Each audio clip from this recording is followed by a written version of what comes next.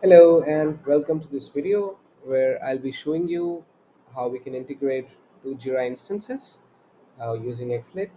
So it's a Jira-to-Jira integration and we're gonna create tickets on each side and we'll see how the synchronization would work. So first let's create a new connection. So to do this, the prerequisite is that we first need to install Xlate on each side, which can be done using Atlassian Marketplace. So you just go to apps and you can type in Xlate, you'll find it, install it on each side, and that's how we can come here. Now, to set up a connection, we have these two buttons on each side. These are two different instances. So let's start by creating a connection itself. We will put the destination instance URL. So let's copy it from here. Let's put it here. So we'll choose the script mode. The script mode will have the AI assist feature, which is something we are gonna see shortly, how the AI assist works and how it could help us with this integration. So let's just put it some connection name, and we click the next button, select the project, initiate the connection. Now copy the code, go to the other side, and here we'll just accept invitation, paste the code, and then select the project on the destination side and confirm. So once we confirm this, the connection would get created and we can just configure our sync rules from here. So here we have the outgoing rules and the incoming rules, which would determine what information goes out of the system and comes into a system. So we have these rules on each side. So let's just refresh and go to the other side as well. All right. So without wasting any time, let's just go back to our source instance. Let's create a simple ticket and see what happens next. So creating a ticket on the source instance, some description to this one. Let's create this. All right. So once the ticket is created here, now there are a couple of ways to do it. I'm just gonna sync it manually by clicking on the Exalate button and choosing the right connection for this one, which is this. The other better way is using automation, using triggers. That's also something that can be done to automatically sync the ticket. Now, once the ticket lands up in the other instance, we'll see how the ticket looks like, and then we'll just customize our rules using the AI assist feature. Just bear with it for a few seconds. So it's now created, and as we can see, the ticket is now available on this instance. Now, any updates that we do would be picked up by default for a couple of fields. So let's just do certain customizations and see how the AI assist feature works. So the first thing that I'm gonna try is the mapping of the statuses. So let's see what statuses are there on each instance. So let's say we have open, pending, work in progress, cancelled, and completed, and we have open, pending, and resolve here. So what I am gonna do is I'm gonna just tell Xlate to create this mapping in simple English from the source instance to the target instance. That's what we're gonna do. So to be able to do that, we just need to send the status from the source instance, which is already being sent over if we see the outgoing rules, and we need to receive them in the incoming. So this is where I'm gonna put my logic. So I'm just gonna specify this in normal, like a simple English prompt.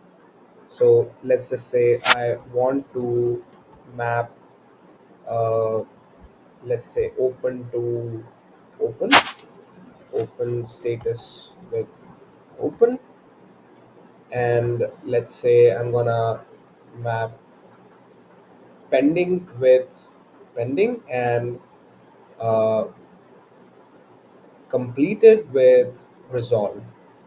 So pending with pending and completed with resolve.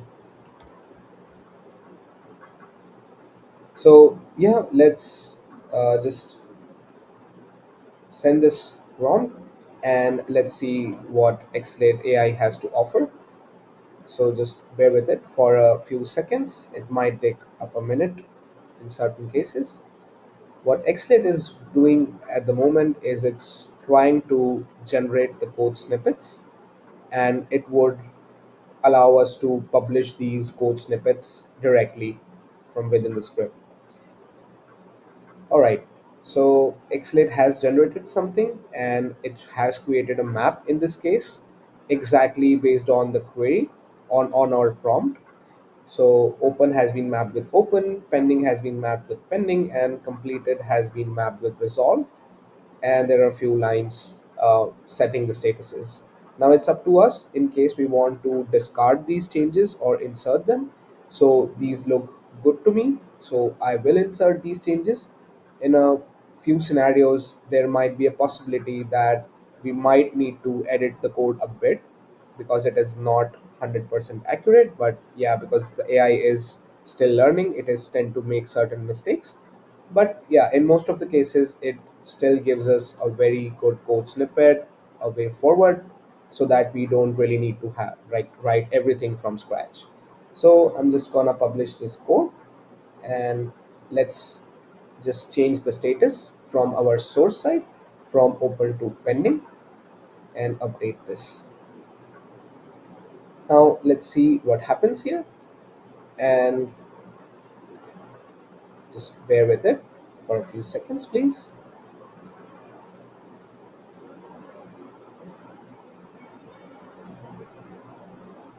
All right, so the status has now changed to pending, and yeah, it looks good.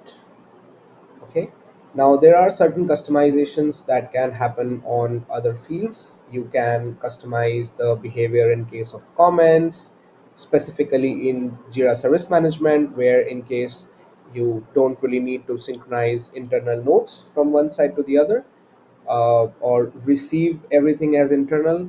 So there could be a lot of customizations that can be done. Now let's see how AI Assist tackles them. So the example that I'm going to take is for comments. Let's say I don't want to synchronize the internal nodes from this system. So let's go back to the outgoing sync from the source. And in the AI Assist box, I'll just specify that I don't want to synchronize internal nodes, and let's see what happens here in this case.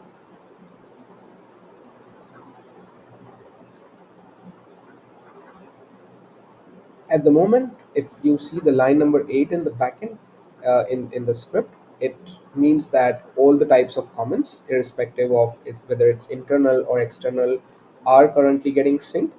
But with this change, only we add a filter to this, and only the external comments will get picked up. So what it does is that it suggests to remove this particular line, which is in the red, and it asks us to add, like it has already suggested to add this line, and it adds a comment as well to exclude internal nodes. So as soon as we insert these changes, we would be able to have this configuration in the script, and we can just publish it. And let's go back here, let's add an internal node now. So internal node on the ticket, please don't share this. And external replies, hello, this is external, and let's save this. So let's see what happens on the other end now. So once the ticket reaches, uh, once the comments come here to the target Jira instance, we would see which comment got synced or which of these did not. We have the connection status on the ticket itself. So in case we want to see what's happening on the ticket, we can just come here. So the status is, it says waiting for remote. Earlier it was in progress. So Let's go back here and let's see. So the comment has been posted here, and it's the external comment that got posted and not the internal one. So it would not sync the internal comment because of the rule that we had applied. Yeah. So this can be used for like comments, for statuses, for any custom field as well. So uh, let's pick this field for example. So let's say I want to sync the remote ID field and populate it with the key of the ticket coming from source. So it's a bit big prompt, and let's see what AISS does in this case. So there is a specific syntax that we use with an Exalate to synchronize custom fields. uh, yeah, and how we can how we sync the custom fields is different from for each field type. So uh, like the text fields have a different format. There's a little bit different way to synchronize checkboxes and radio buttons for example. So yeah, now okay, so in this case, it suggested me this code snippet where I will use the remote ID field like this. Now, this one might not be exactly what I want.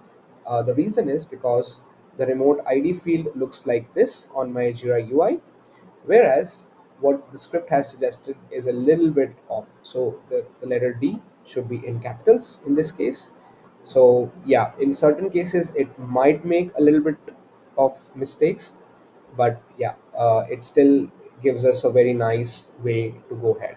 So what I will still do is I'll just insert these changes, and then what I can do is I can just replace it with my field as per what I want. So let's forget about this one. Let's just directly populate the remote ID like this. So let's now publish our rules, and let's edit the ticket from the source,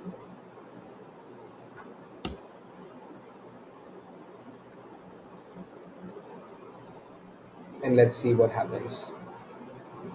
So I have a couple of fields which are there on this screen, but it is possible to even use the ID of the custom field in case you don't want to use the name of the custom field because there might be so many fields with the same name. So yeah, it is all possible. So yeah, this is how it would work. uh, and yeah, this is how we can use the AI assist feature within Exalate for a Jira-to-Jira integration. So I hope this video was useful. So thank you very much for watching this, and stay tuned for the next ones. Take care. See you. Bye bye.